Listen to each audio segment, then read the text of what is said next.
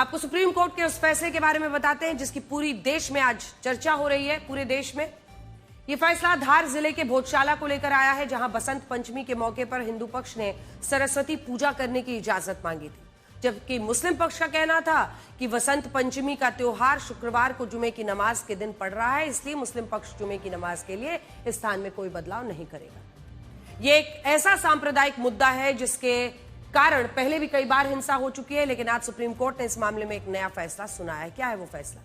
Supreme court ने इस मामले में हिंदू और मुस्लिम दोनों पक्षों की मांगों को स्वीकार कर लिया है और यह कहा है कि हिंदू पक्ष 23 जनवरी को भोजशाला में सूर्योदय से लेकर सूर्यास्त तक मां सरस्वती की पूजा कर सकेगा, जबकि इसी दौरान दोपहर 1 बजे से 3 बजे के बीच भोजशाला की मस्जिद में मुस्लिम पक्ष को भी जुमे की नमाज पढ़ने की इजाजत होगी।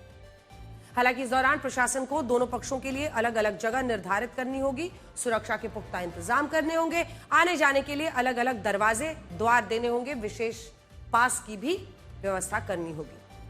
संक्षेप में कहें तो सुप्रीम कोर्ट ने एक ही स्थान पर एक ही दिन हिंदुओं को मां सरस्वती की पूजा करने की मंजूरी दी है और मुसलमानों को भी जुमे की नमाज पढ़ने के लिए कहा है। और अब देखना यह है कि क्या हिंदू और मुस्लिम पक्ष के साथ स्थानीय प्रशासन, सरकार इस अग्नि परीक्षा में पास होंगे।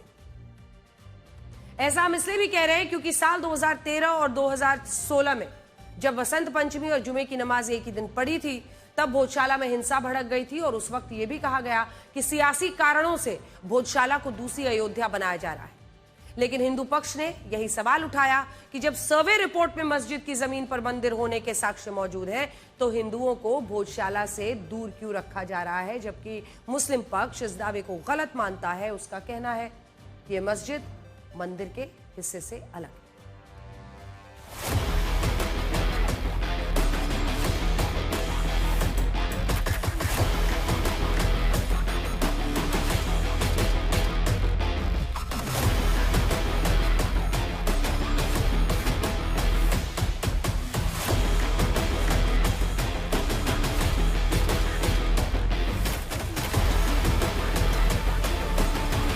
सुप्रीम कोर्ट का आदेश आ चुका है भोजशाला को लेकर के शुक्रवार जुमे पे क्या होने वाला है। और जैसे ही सुप्रीम कोर्ट का आदेश आया है कि नमाज भी होगी, पूजा भी होगी, रैपिड एक्शन फोर्स जो है वो परिसर के भीतर दाखिल हो गई है और अंदर चप्पे चप्पे पर ये सभी जवान जो है हाईटेक हथियारों के साथ यहाँ तैनात रहेंगे। आप देखिए, पूजा के लिए यहाँ पे जो हिंदू पक्ष है उन्होंने झंडे लगाने शुरू कर दिए हैं और ये बिल्कुल बीचों बीच ये जो प्रॉपर्टी है भोजशाला, इसके ठीक बीचों बीच ये कुंड है जहाँ पे ये पूजा होनी है और इसी को लेकर के पूरा विवाद होता है।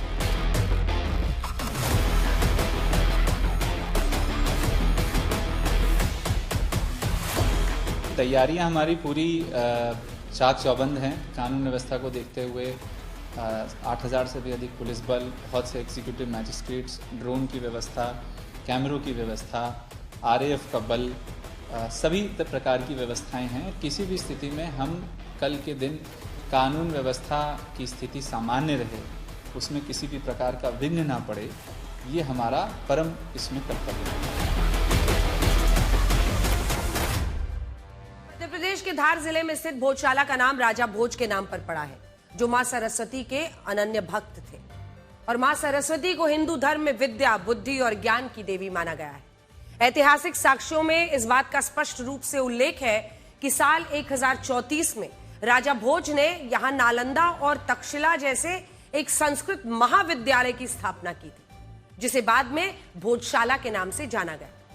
और क्योंकि इस भोजशाला में मां सरस्वती की प्रतिमा को स्थापित किया गया था, इसीलिए हिंदुओं ने इस स्थान को मां सरस्वती की पवित्र मंदिर माना। हालांकि जिस तरह बख्तियार खिलजी ने 12वीं शताब्दी में नालंदा विश्वविद्यालय पर हमला कराया, ठीक उसी तरह साल 1305 में अलाउद्दीन खिलजी ने भारतीय सनातन संस्कृति को मिटाने के लिए भोजशाला को ध्वस्त करा दिया। इसके बाद साल 1401 में दिलावर खान गौरी ने भोजशाला के एक हिस्से में मस्जिद का निर्माण करा दिया, जिसे कमाल मौला मस्जिद कहा गया, जबकि साल 1514 में महमूद शाह खिलजी ने यहां एक और मस्जिद का निर्माण कराया, जिसे लाट मस्जिद कहा गया। इसमें भी कमाल मौला मस्जिद मालवा क्षेत्र के एक सूफी संत कमाल मौला को समर्पित थी, लेकिन अलग अलग दौर के सर्वेक्षण में इस बात को स्पष्ट रूप से शामिल किया गया कि यह मस्जिद उसी क्षेत्र में बनाई गई जहां पहले प्राचीन मंदिर और भोजशाला महाविद्यालय हुआ करता था। मैं अपने साथ आर्कियोलॉजिकल सर्वे ऑफ इंडिया की 123 साल पुरानी रिपोर्ट की कॉपी लाई हूं। इसके कुछ अंश हैं इसमें, जो साल 1902 से 1903 के बीच की रिपोर्ट है। यहां बीच में साल लिखा हुआ है, 1902 से लेकर 1903 के बीच की यह रिपोर्ट है।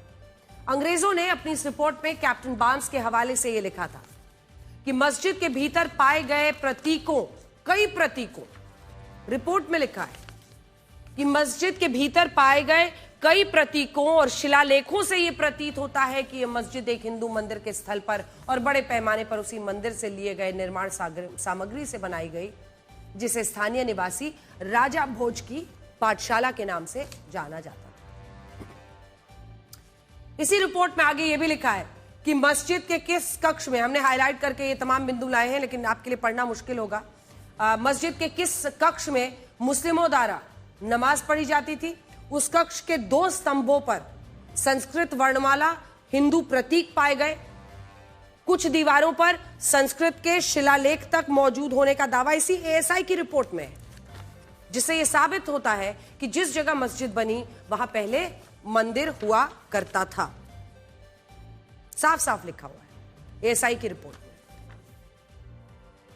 और सोचिए, ये रिपोर्ट कोई बीजेपी या मोदी सरकार में तो आई नहीं है। ये रिपोर्ट 123 साल पुरानी है। अंग्रेजों ने खुद बताया है कि जब उन्होंने भोजशाला में सर्वे के लिए खुदाई करवाई थी, तब वहां उन्हें मां सरस्वती की प्रतिमा मिली थी, जिसे वो अपने साथ लंदन ले गए और आज भी ये प्रतिमा लंदन के ब्रिटिश म्यूजियम में रखी गई और इस प्रतिमा को जैन धर्म से जुड़ा हुआ भी माना जाता है। साल 2024 में भी कोर्ट के आदेश पर एएसआई यानी आर्कियोलॉजिकल सर्वे ऑफ इंडिया ने भोजशाला का एक सर्वे किया था, जिसमें 31 सिक्के मिले थे और इनमें कई सिक्के 10वीं 11वीं शताब्दी के थे, जब भारत में एक भी मस्जिद का निर्माण नहीं हुआ था। भारत में पहली बड़ी मस्जिद साल 1193 में दिल्ली के कुतुब मीनार परिसर में 27 हिंदू और जैन मंदिरों को तोड़कर बनाई गई थी। यहां हम आपसे एक और बात यह कहना चाहते हैं, ऐसा नहीं है कि मंदिर मस्जिद के ये विवाद आज के उठे हुए हैं या कई लोग इसको मोदी सरकार से सीधा जोड़ते हैं। जब देश में कांग्रेस की सरकारें थी तब भी यह मामला